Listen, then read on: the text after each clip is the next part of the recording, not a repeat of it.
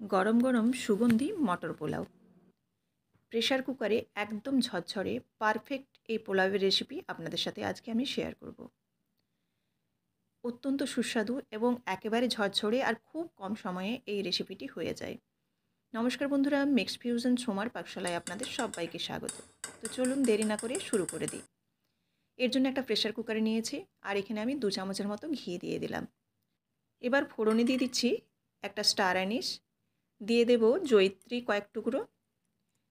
এবার দিয়ে দিচ্ছি আমি এখানে 3টে এলাচ, সঙ্গে দেব 2 টুকরো দারুচিনি, আর দিচ্ছি কয়েকটা লবঙ্গ, একটা তেজপাতাকে ছিঁড়ে দুভাগ করে দিচ্ছি।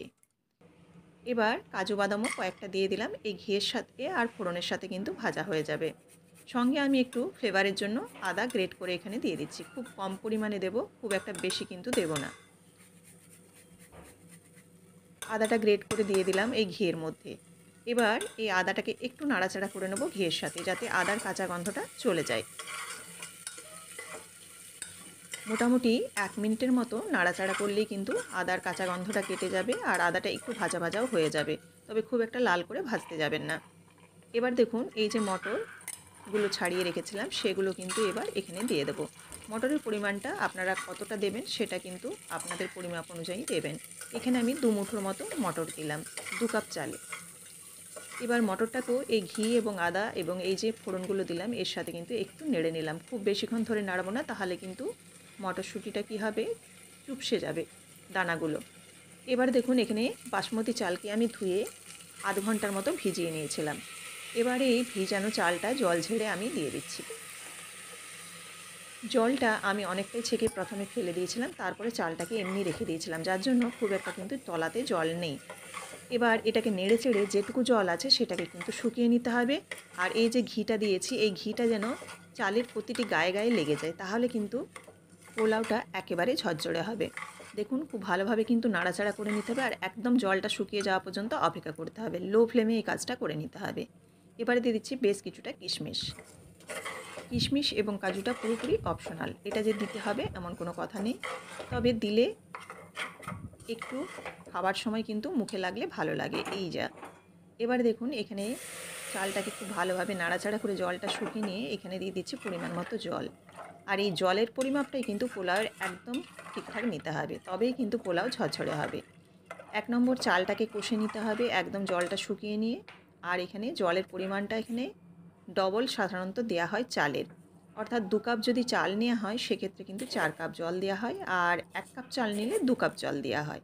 তো এখানে আমি যেহেতু চালটাকে ভিজিয়ে রেখেছিলাম সেজন্য কিন্তু আমি এখানে 2 কাপ চালে 4 কাপ জল দেওয়ার কথা, সেখানে 4 কাপের একটু কম দিয়েছি, মোটামুটি 3.5 কাপের মতো দিয়েছি।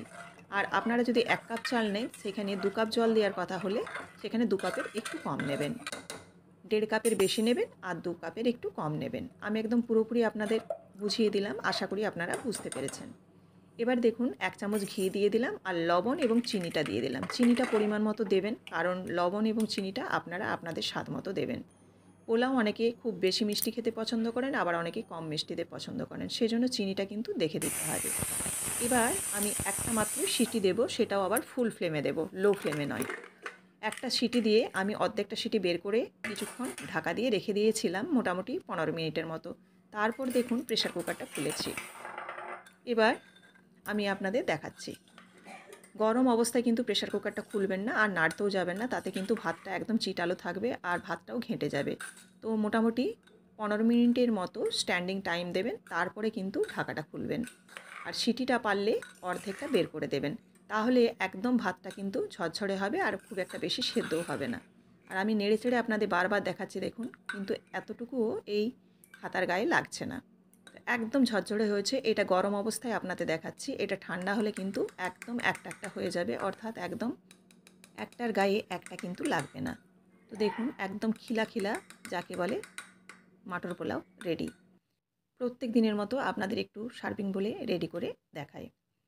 তো রেসিপিটি আপনারা আশা করি প্রথম থেকে শেষ পর্যন্ত দেখলেন। যদি ভালো লেগে থাকে অবশ্যই লাইক, কমেন্ট এবং শেয়ার করবেন। আর এরকমই প্রত্যেক দিন নিত্য নতুন রেসিপি দেখার জন্য অবশ্যই চ্যানেলটিকে সাবস্ক্রাইব করে পাশে থাকবেন। যারা নতুন বন্ধু এখনও সাবস্ক্রাইব করেননি তারা অবশ্যই সাবস্ক্রাইব করে বেল বাটনটি প্রেস করে দেবেন। আবারও দেখা হচ্ছে আগামীকাল নতুন কোনো রেসিপির সাথে সবাই ভালো থাকবেন। ধন্যবাদ।